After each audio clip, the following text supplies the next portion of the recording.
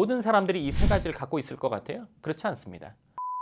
한 사람만 순자산 100억의 영역에 들어갈 수 있어요.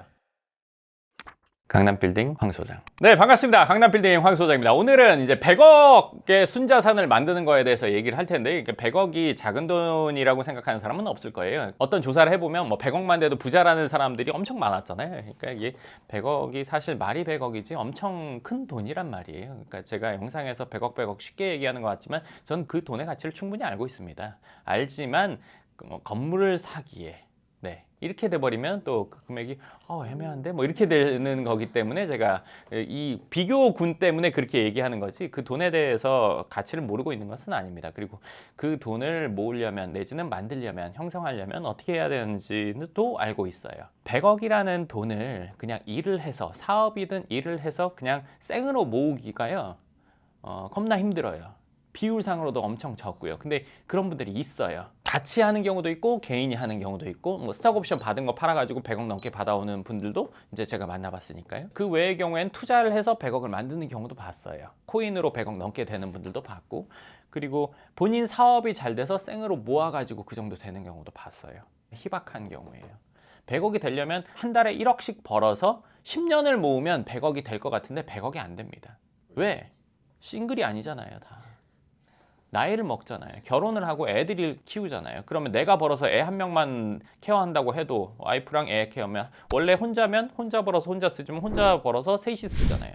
애 2명 혼자 벌어서 넷이 씁니다. 나만 좋은 거 하고 여기는 후진 거 해줘요? 그렇지 않거든요. 생활 수준이라는 게 높아지면서 교육에 대한 교육열, 아니면 뭐 생활 수준 뭐 이런 것들이 높아지기 때문에 지출이 높아져서 1억씩 벌어도 1년 연뚜달 12억 번다고 했을 때 10억을 못 모읍니다.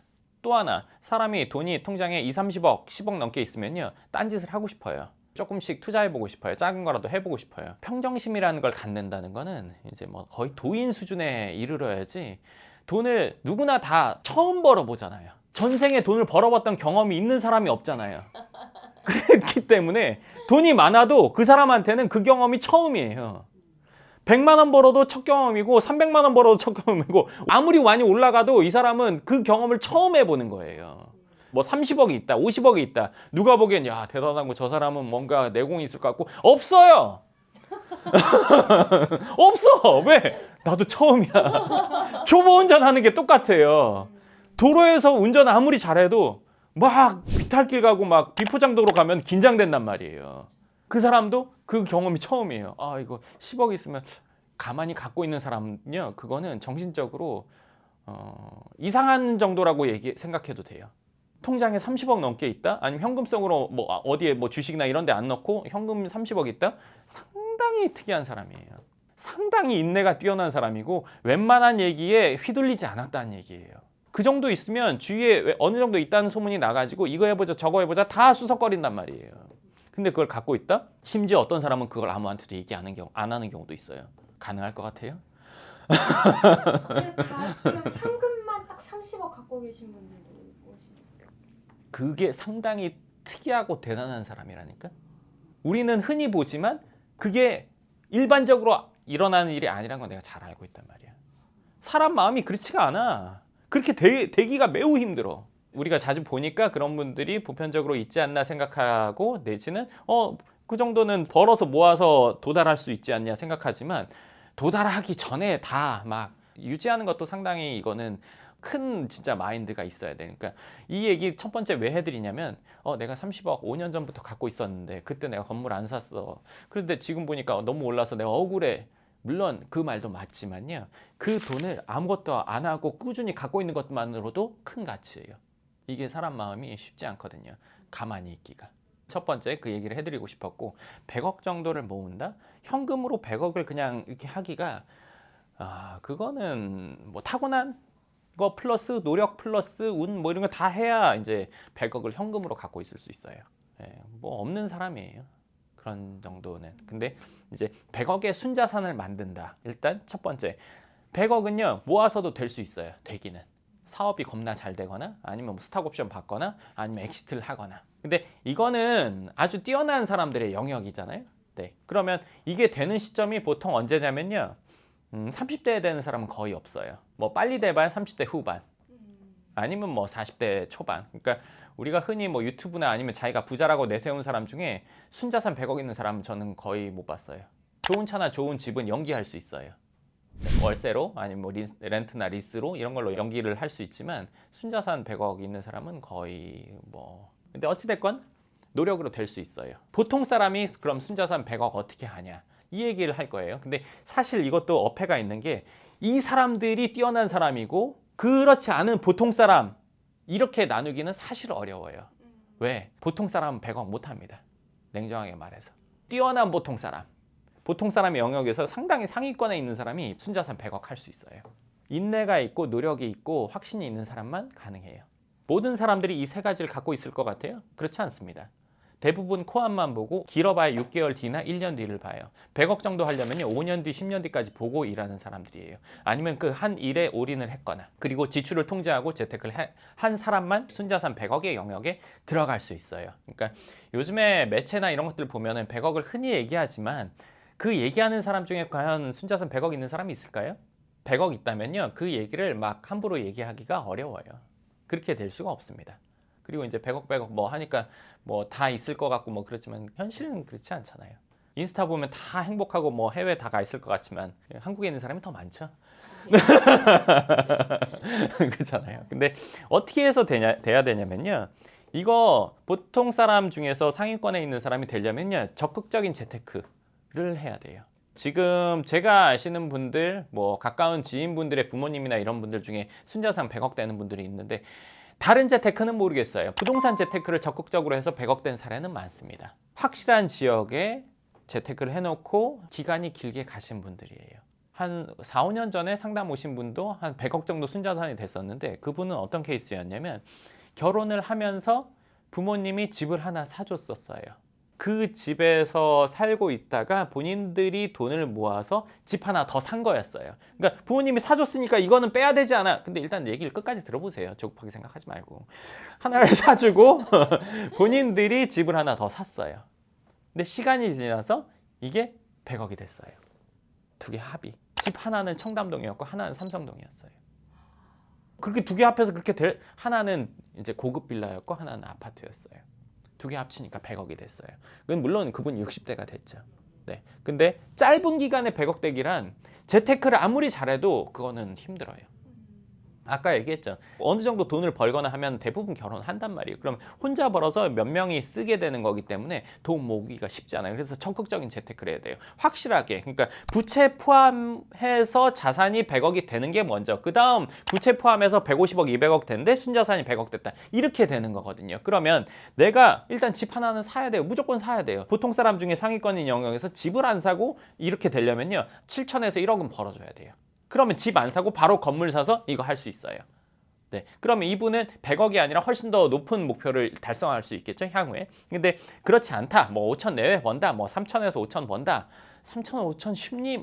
네. 100억 얘기하고 있는데 우리가 뭐 훨씬 낮은 금액을 얘기할 수는 없잖아요. 보통 사람 중에 그 정도 버는 사람이 많아. 이건 제가 보통 사람 중에 최상위 위에권이라고 얘기했잖아요. 그런 분들 중에 그 정도 버는 분들이 있단 말이에요. 근데 여기서 이 정도를 번다고 해서 다 100억 되냐? 그렇지 않습니다. 절대. 돈이라는 걸 이게 벌고 나면 사람이 본성이 나오는데 뭐 이 얘기까지 하면 조금 긴데 한번 들어보세요. 본성이 뭐냐면 착했던 사람이 쭉 착한 경우도 있고 못됐던 사람이 착해지는 경우도 있고 착했던 사람이 못돼지기도 해요. 돈은 선택과 자유를 주거든요. 그렇기 때문에 지가 하고 싶었던 걸 하게 됩니다. 한 달에 3천에서 5천 정도를 벌면 많이 버는 축에 확실히 속하잖아요. 그러면 이제 지멋대로 하게 됩니다.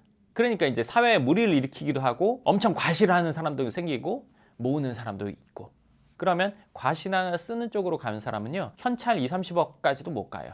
지출에 매몰돼서 털리는 경우 예전 자리로 돌아가는 경우가 대부분입니다.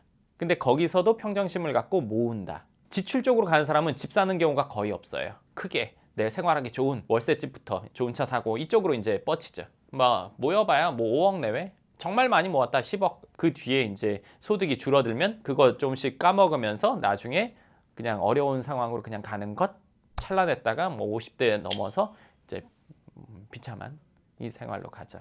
다 똑같아요. 인생이라는 게 그렇더라고요. 그러니까 근데 이제 이때 정신 차리고 모으신 분들 집을 사고 나서 이 재테크의 로드맵이 제대로 돼야 100억까지 갈 수 있습니다. 제대로라는 거에 기준을 얘기해 드릴게요. 보통 5천에서 7천 벌면요, 처음부터 본인이 원하는 집 살려고 해요. 월세로 살거나 전세로 살거나 돈을 모아가죠. 네, 계속 모아가다가 내 집을 하나 딱 사고 나서는 그 뒤에 돈 모아서 뭘 하기가 애매해집니다. 지금 집 하나 더 사기 곤란하죠. 네, 그러면 주식 투자 좀 짤랑짤랑 좀 하거나 아니면 코인 좀 조금씩 넣거나 뭐 이런 짓 하는 경우가 많아요. 이렇게 되면 100억 안 됩니다. 집 하나 샀어요? 그럼 이 상태에서 바로 건물로 넘어가야 됩니다. 돈 모아서 건물 언제 사요? 뭐 강남 빌딩 살려면 30억인데 집보다 훨씬 더 오래 걸려야 되잖아요. 그럼 내 나이 언제쯤 건물 사요? 이렇게 되는 거잖아요. 지금 100억 가는 그냥 로드맵 최대한 빨리 가는 걸 얘기해 드리니까요. 그거 할 수 있어 없어 이런 거 따지지 마시고 그냥 들어보세요. 집 사고요. 돈 한 10억 15억 내지 모으고 나서 집 팔고 건물 사고 그 다음에 돈 모아서 집 사야 됩니다. 5천에서 7천이면 집값은 웬만하면 따라갈 수 있거든요.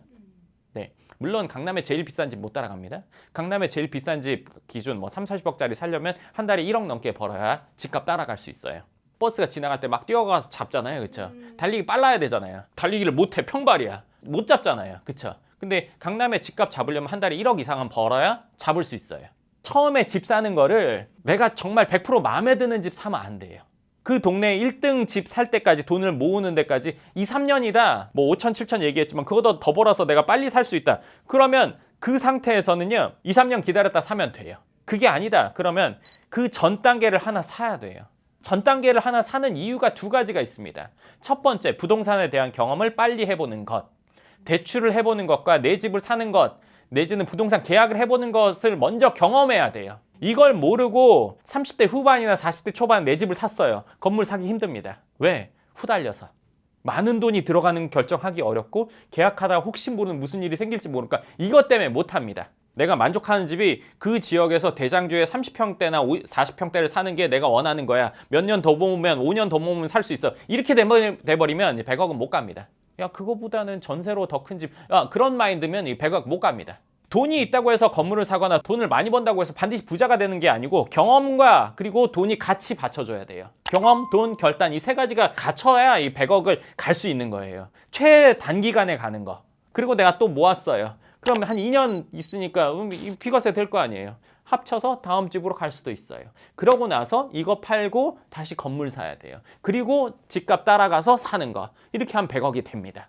부채 포함 100억이 먼저 되죠. 야, 그럼 부채 포함 100억이면 그거는 순자산 100억이 아니잖아. 그리고 5년 있으면 부채 포함 100억에서 순자산 100억 됩니다. 근데 내가 빨리 번다, 많이 번다. 예를 들어서 뭐 한 달에 1억 이상 모으고 있다. 건물부터 사도 됩니다. 1억이 넘어가는 거는 이건 보통 사람의 영역은 아니니까 그럼 5천, 7천은 보통 사람의 영역이야? 네, 그 상당히 높은 거니까 그냥 대충 이해해 주세요. 네. 강남에 건물 산다, 뭐 100억 넘는 건물을 산다, 아니면 순자산 100억이 된다면 그 정도 단계를 이루지 않고 달성하지 않고 여길 가진 못해요. 물론 내가 아는 사람은 뭐 사업 키워가지고 엑시트 했는데 아까 그 얘기는 했잖아요, 그렇죠? 이건 특별한 영역이란 말이에요. 뭐 엑시트를 하거나 뭐 스탁 옵션을 받거나 아니면 뭐 투자를 해서 된 거 이거는 다른 영역이고 그래도 내가 어느 정도의 안정적인 소득을 벌면서 100억을 가는 것. 첫 번째 집을 산다. 두 번째 또 뭐 그 집에서 한 단계 올라간다. 그리고 세 번째 팔고 건물을 산다. 이렇게 했을 때 100억 바로 갈 수 있습니다. 이렇게 되면 그냥 이루어지는 거예요. 근데 그거를 멀리 있는 파랑새 같아 영원히 안 됩니다. 보통의 경우 돈을 잘 벌어도 어떤 이 로드맵을 따르게 되냐면 뭐 한 30대 중후반, 뭐 40대 정도에 내가 원하는 집을 삽니다. 그 뒤로 조금 한풀이를 하죠. 뭐 집 들어갈 때 인테리어 좀 한다거나 많이 한다거나 가전 뭐 요새 뭐 비싼 거 너무 많더라고요. 과거보다는 뭐 엄청 올라서 그런 게 좀 하고 뭐 부부가 뭐 좋은 차를 한 대씩 산다거나 3년에서 5년이 날아갑니다. 아주 즐거운 시간이죠. 네, 40대 초중반이 되죠. 그리고 이제 돈을 모으려고 합니다. 근데 이제 애들이 커가죠. 여기서 이제 유학을 가거나 이래버린다. 네, 뭐 들어간 돈이 많죠? 근데 유학 안 보내면 되잖아. 그 상황이 되면요. 간다고 하면 안 보내기 힘듭니다. 우리가 벌고 있는데 보낼 수 있는데 애 앞길 막는 것 같거든요. 막는다는 것도 웃긴 표현이죠. 오히려 보내고 싶어 하니까. 네, 본인들이. 그러면 이제 매달 나가는 게 이제 곱하기 3 되죠? 그 중에 한 분이 같이 간다. 뭐 기러기 아빠 된다. 뭐 이러면 이제 그 뒤에 건물은 먼 시간이 되죠. 그러니까 과거에 잘 벌었어도 이 패스를 따르면 그냥 집 하나 있는 상태에서 애들 좋은 학교 가고 애들이 거기서 이제 자리 잡고 내지는 한국에 들어와서 자기 직장일 하면서 난 집 한 채 있고 한데 뭐 통장에 한 1, 20억 있는 상태에서 50대 중후반을 맞게 됩니다. 그리고 나서 이 얘기를 하죠. 옛날에 번 돈 다 어디 갔지? 좋기 얼마 안 되는데 왜 지금 그게 없지? 그리고 나서 애들이 이제 결혼할 때 되니까 이거 어떻게 하지? 집 팔아서 해줘야 되나? 내가 5억씩 줘야 되나? 그래도 집 한 채씩은 해주고 싶은데 한 명 있으면 좀 낫겠죠? 이 과정을 겪게 됩니다. 한 달에 5천, 7천을 벌어도요. 생활비라는 게 좀 넉넉하게 쓰려면 강남 기준 3천 이상 들어가는 경우가 많습니다. 애들이 뭐 중고등학교 다닌다면. 이거 현실적인 얘기인데 뭐 이거 이렇게 있는 대로 얘기하는 경우는 드무니까. 근데 이제 소득이 높아요. 그러면 애들 하고 싶은 거 아니면 애들 친구가 한다는 거 안 하게 하겠어요? 네, 그래서 이제 바바박 올라가죠. 그리고 그렇게 올라간 건 떨어지지 않죠. 네, 그런 거 다 포기하고 100억 해야 돼? 난 그렇게 하긴 싫어. 이대로 가면 됩니다. 추억을 쌓으면서. 이건 넌 돈에 미친 거 아니야? 이렇게 생각할 수도 있어요. 미친 사람들이 이 정도 할 수 있는 거예요. 근데 왜 사람들이 돈을 많이 벌어도 이걸 못하냐? 주위에 이걸 한 사람이 없거든요. 내 옆 사람도 뒷 사람도 대부분 이렇게 살아갑니다. 근데 이제 좀 차이가 있죠. 뭐냐? 부모님이 물려줄 게 많냐 적냐에 따라서 결론이 달라집니다. 물려받을 게 많다. 이대로 쭉 갑니다. 적다. 네, 곤란해집니다. 힘이 빠지죠, 사람이. 뭐 6, 70이 넘은 분들 중에도 이제 아주 힘이 있는 분이 있어요. 딱 만나면 에너지가 느껴지는 분들이 있어요.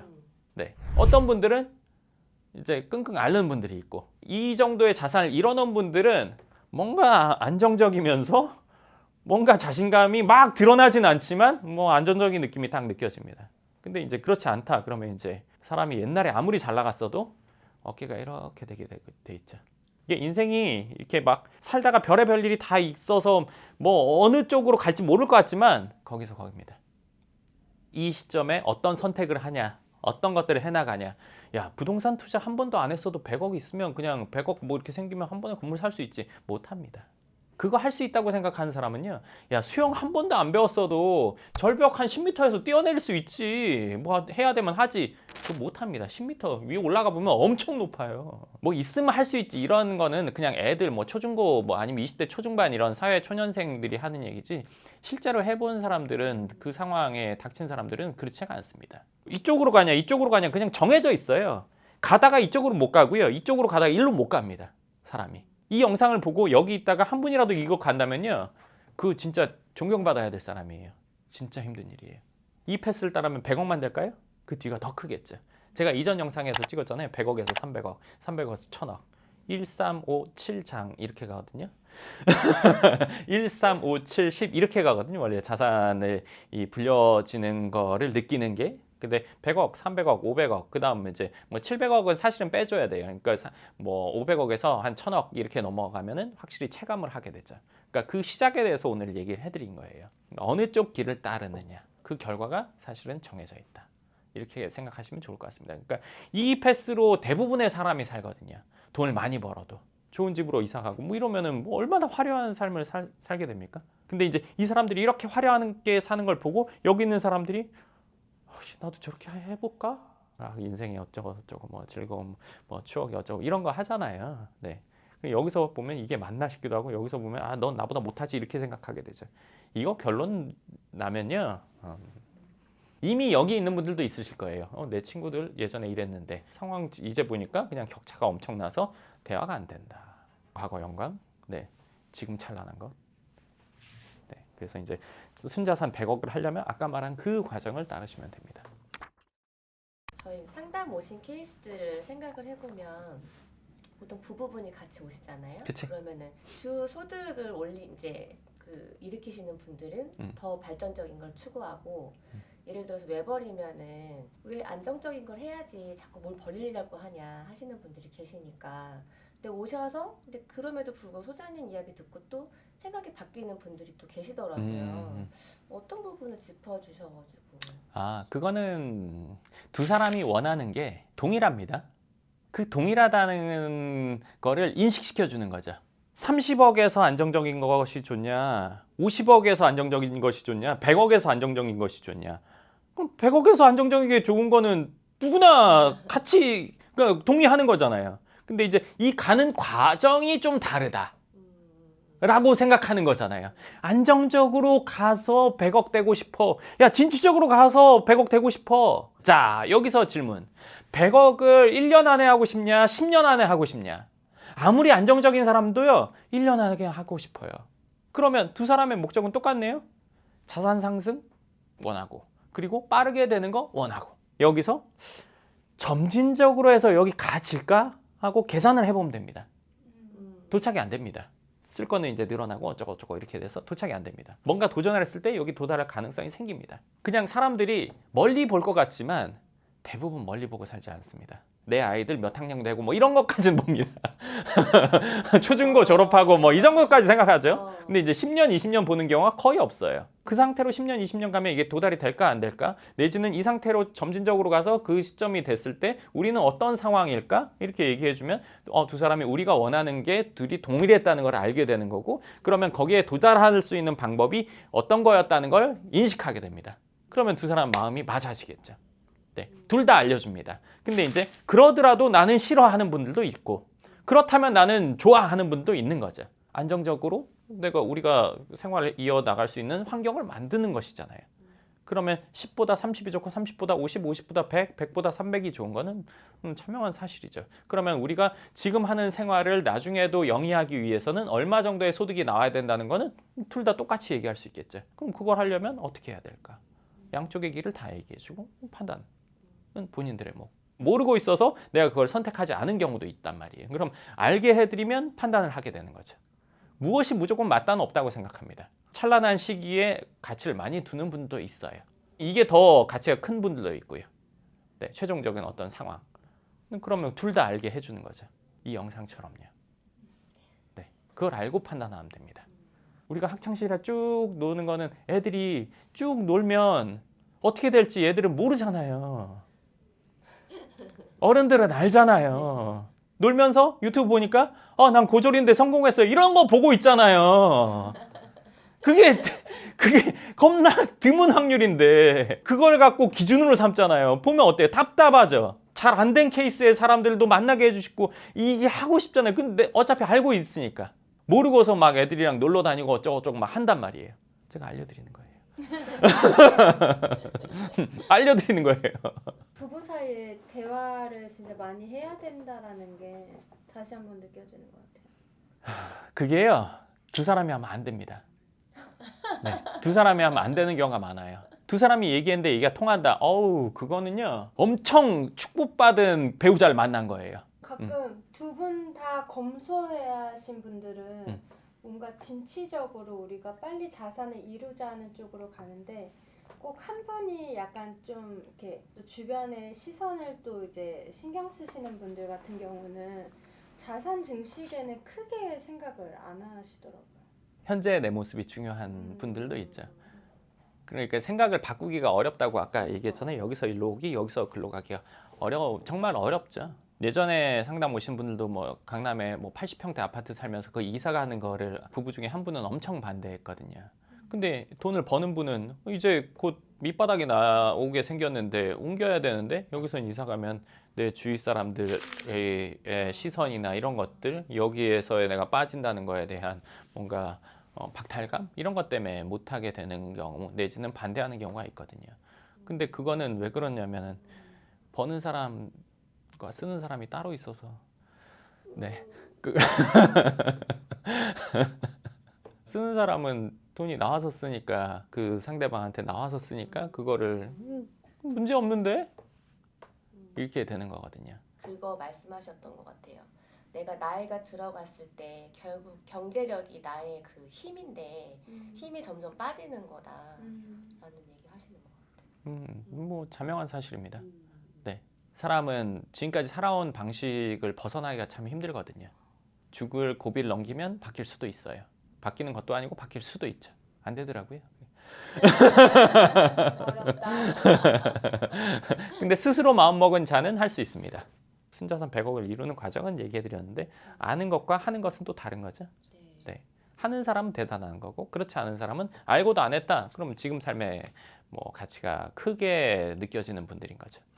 강남빌딩 황 소장. 사는 방식이 어떤 게 무조건 맞다고 할 수는 없지만 내가 어떤 걸 원하냐 한번 생각해 보시면 좋을 것 같습니다. 네, 좋습니다. 그럼 오늘 영상 여기까지 하고 또 다음 영상에서 뵙겠습니다. 감사합니다.